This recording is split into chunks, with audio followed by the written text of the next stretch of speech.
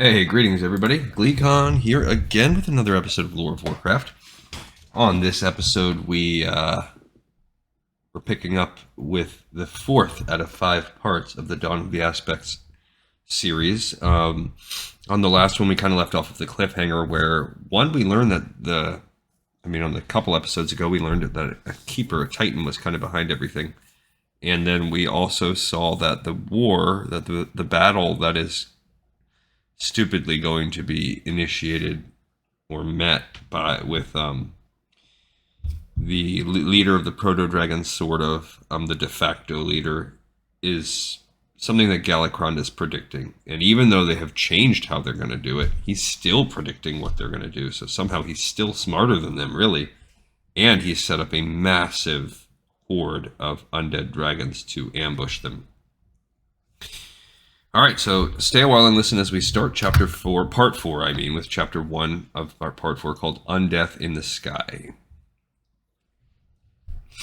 As Malygos dived in what he and thus Kalak knew to be a futile attempt to warn those below, the proto-dragon tried to think of what could be done to avoid the disaster looming. Tried and failed. The catastrophic scene in which Malygos found himself was even worse than Kalak and he imagined.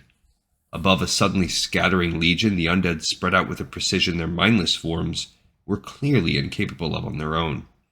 Galakrond controlled them all, even from a distance. Malygos searched the front of the growing disarray and saw to his shock that Talanixa and her closest followers did not yet know of the catastrophe developing behind them. Talanixa herself flew with utter confidence, and Malygos, very familiar with the arrogant female, had no doubt that she still exulted her cleverness. Big Galakrond might be, but proto-dragons had taken down larger prey than themselves by working together. Galakrond was just very large prey. All Talanix's followers had to do was stay clear of his jaws, and they would eventually slay him. True, several of the others might perish accomplishing that feat, but as Talanixa no doubt did not think she would be one of those, the great golden female was willing to accept the sacrifices. But before Malygos could fly within calling distance, the rising hisses and roars from behind Talanixa at last shattered her reverie. With a reprimanding expression on her face, she looked over her shoulder just as the shriveled corpse of a proto-dragon of a hue that had once matched her own attacked. Surprise did not keep Talanixa from reacting. She exhaled immediately. The lightning bolt burst through the undead's dry hide, the cadaverous body exploding into flames. Twisting, Talanixa evaded the fragments, and in doing so, she found herself facing the collapse of her great charge. Curiously, her gaze cut through the chaos to fix upon the swiftly approaching Malygos. The glare she gave him almost made it appear to both Kalak and his host that the female blamed Malygos for all this. "Beware!" Neltharion shouted, barreling past his friend. Two undead, just dropping down upon Malygos from the side, collided with the charcoal-gray male. Roaring cheerfully, Neltharion ripped through one undead, sending the pieces scattering, then exhaled on the second. The shockwave he emitted literally shook the corpse apart. But for all the ease with which both these and the one attacking Talanixa perished, there appeared to Malygos to be far too many of the not living in the sky, and surprise had given them a savage advantage.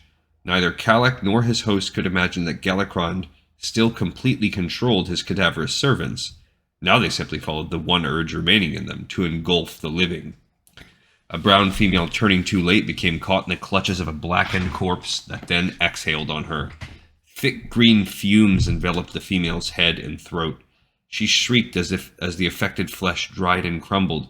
Her anguished cry became a fading gurgle as her head first dropped to the side, then broke off.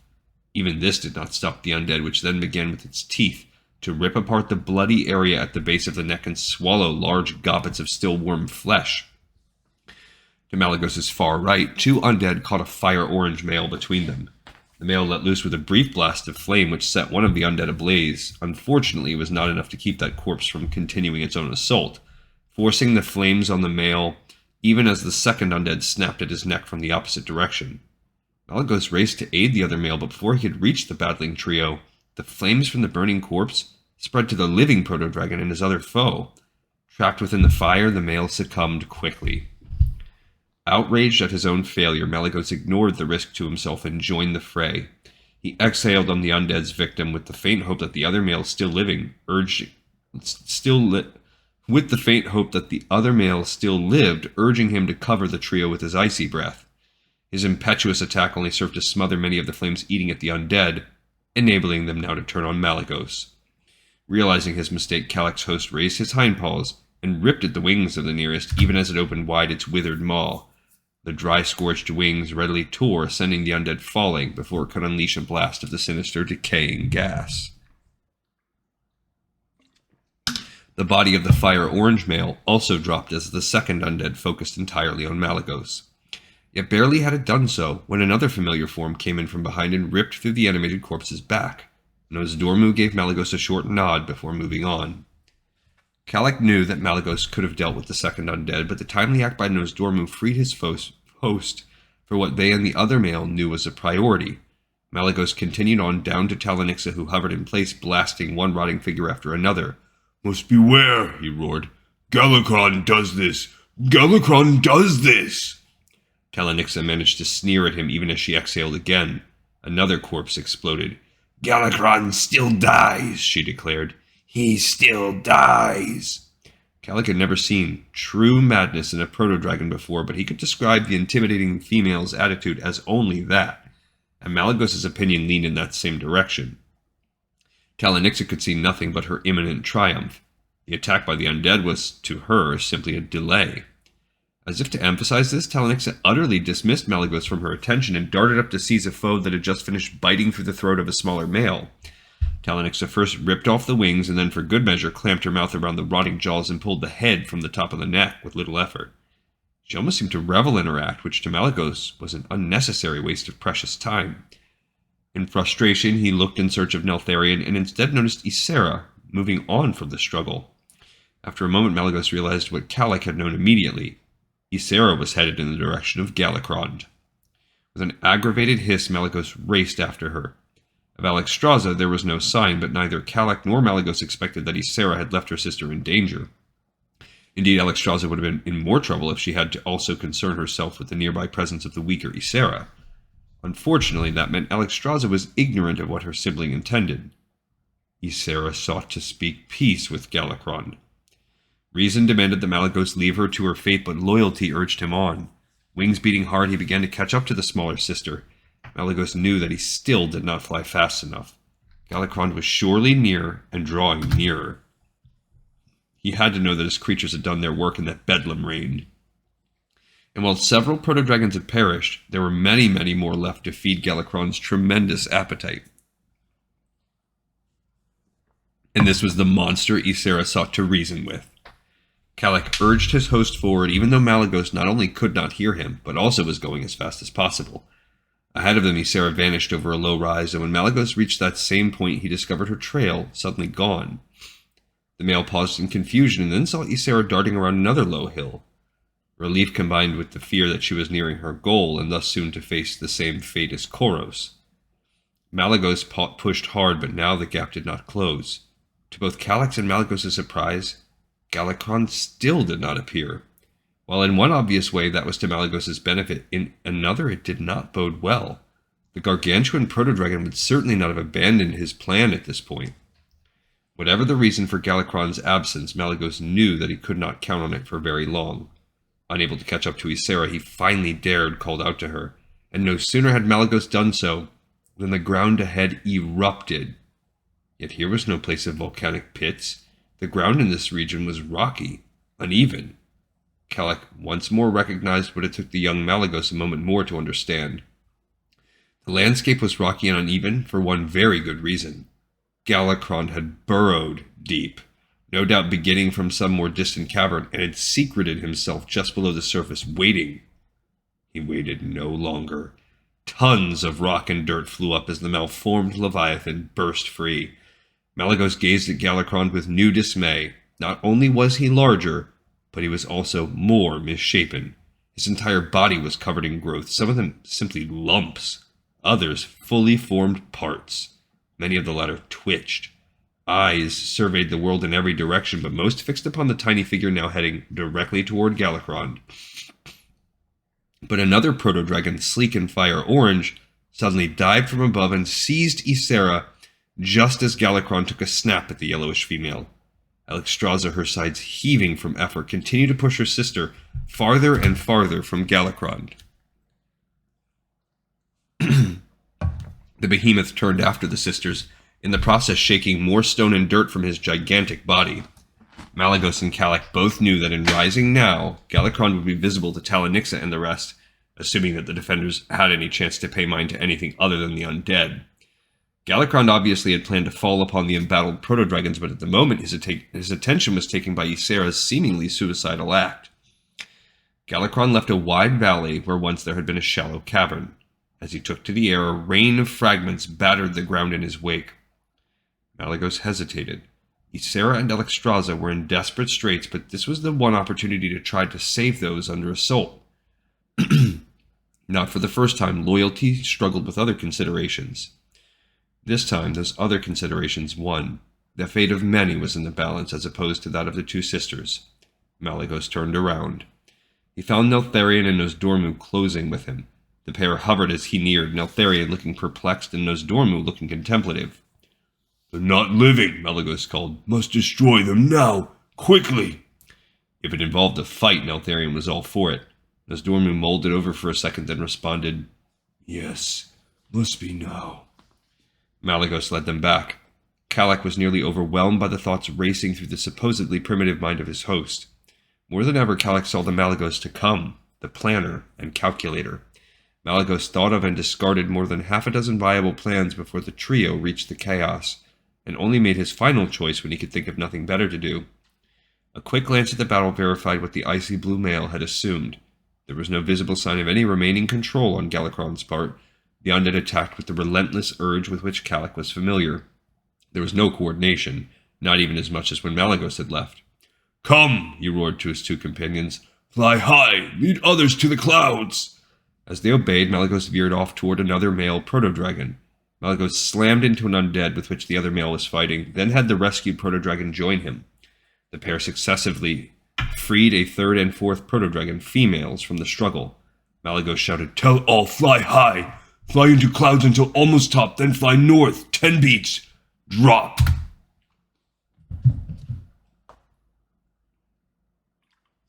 The rest soared away, shrieking for all to hear as they separated. Within seconds, living proto-dragons everywhere began to head up into the clouds. Close behind came the hungry corpses. A few proto-dragons did not make good their escape, but there was nothing Malygos could do but hope that their losses would mean that others would arrive at the clouds. There were some proto-dragons who did not fly, as Malygos suggested. Far in the distance, Talanixa hesitated, her chief followers awaiting her decision despite the precarious circumstances. She glared at another proto-dragon who approached her and who, by her gesture upward with one wing, was clearly informing the lead female of Malygos' suggestion. However, after scanning the chaos one more time, Talanixa let out a commanding bellow and soared after the rest of the defenders. Seeing that there was no more that could be done below, Malygos himself surged into the clouds. He estimated the pace of the defenders as a whole and thought he had guessed correctly. Kallak could find no major fault with Malygos' estimates, although they would certainly not be perfect.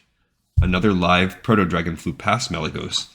3 wing beats later, the other flyer dived. Malygos counted his own 10th beat, then did the same.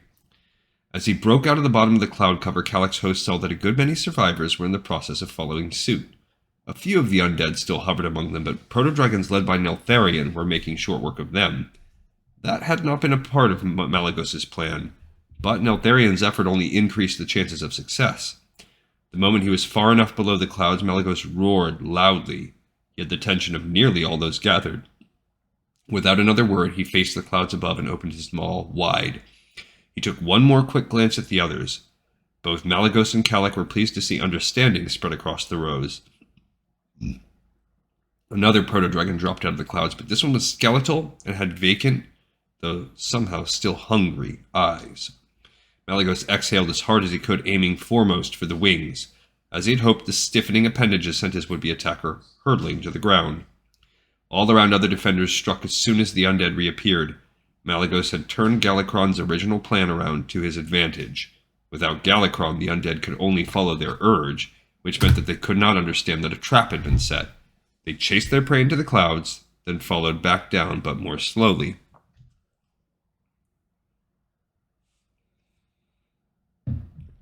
This time, prepared for attackers above, the waiting proto-dragons decimated the unliving. The defenders exerted themselves as much as they could, amplifying their attacks. Columns of sand, spouts of water, plumes of flame, and other proto-dragon weapons shattered the dry, emaciated forms. Despite incurring terrible damage, some undead managed to evade complete destruction long enough to attack. But as they did, Neltharion led those who had earlier followed him into a new assault on the remaining corpses. Malygos observed this out of the corner of his eye even as he took on another undead. Kalak's host first focused on the head, and then before his horrific foe recovered, bit through the neck.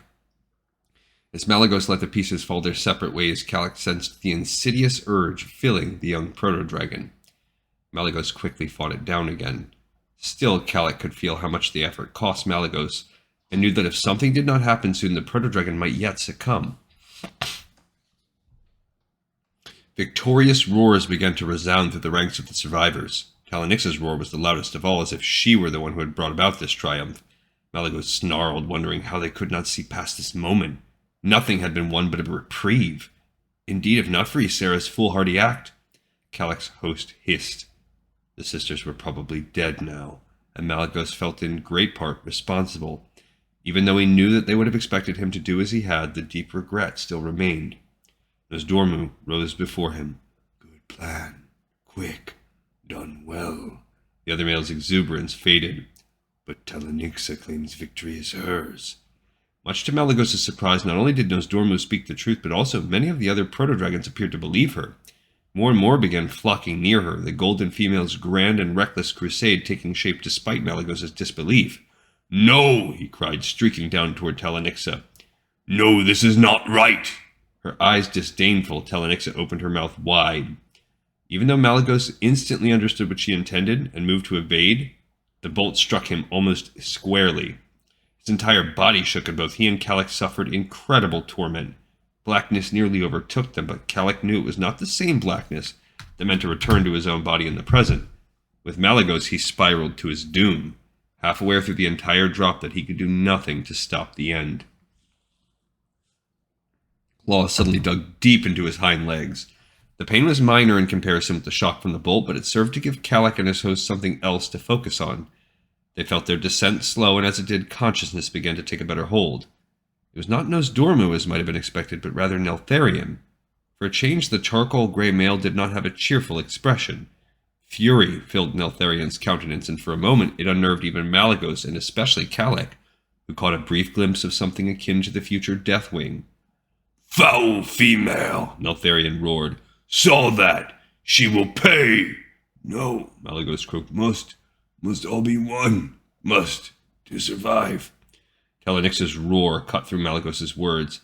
As Kalak's host flapped his wings and righted himself, Neltharion finally released his hold. Both gazed upon the reformed legion, which to Kalak's observance was a quarter less than it had been. Malygos noted that also. If there was any hope, he had to find a way to make a workable alliance with Talonyxa. Only then would the proto-dragons have a chance of... Galakrond's roar thundered across the sky. Talonyxa answered, her savage cry sounding meager and weak to Kalak and Malygos. She roared again, and this time the other proto-dragons behind her joined in.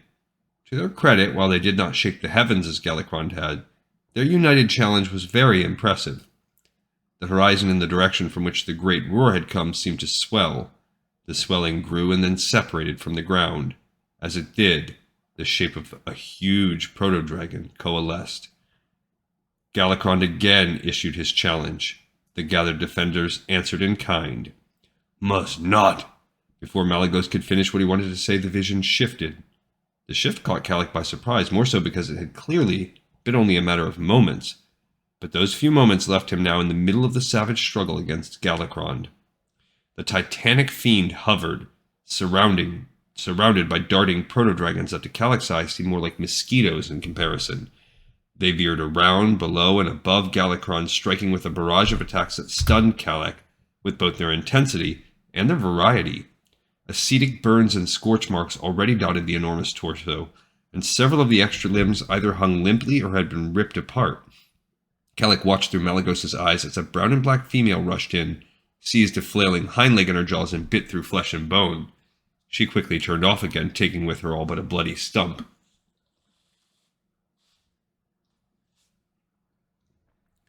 Telenixa and her most trusted companions assailed the head, their withering attack forcing Galakrond to keep his gaze downward. The golden female let loose with a powerful bolt that left a blackened mark just above one of the Leviathan's original eyes. Kalik watched with awe. Galakrond was at bay. Here was the end to the gargantuan fiend. But this place is wrong, Kalik realized. This is not where the bones rest. What could... It occurred to him only then that despite his close proximity to the battle, Malygos was not part of it. Neither were Nosdormu and Neltharion. Their hesitation made Kalik turn to Malygos' thoughts, something he had not done in the face of such a spectacle. And there Kalik saw what he believed to be an imminent victory was anything but. With Malygos' mind to guide him, Kalik realized that all the wounds, all the damage to the body and limbs, none of those slowed Galakrond in the least. As many as they were, the wounds were merely annoyances. Kalik's initial impression of the defenders as seeming like mosquitoes was still closer to the truth. "Well?" Neltharion rumbled, ever the most impatient. "The eyes," Malygos murmured. To Nosdormu he repeated, "The eyes." "The eyes," the brown proto-dragon agreed. Kalik thought that they meant to attack Galakrond's two mammoth eyes, but the tension he felt overtaking Malygos warned him that the three were concerned with something far more dire. Kalik focused carefully on what Malygos observed, understanding only now that he might visually see the same things as his host, but he did not always comprehend matters as Malygos did. His host and the others were concentrating not on Galakrond's original eyes, but on all of those additional ones the trio could see from their vantage point. Those eyes, Kalik realized, moved as if mad at first glance, then looked up, rolled around, gazed down. If not for what Malygos had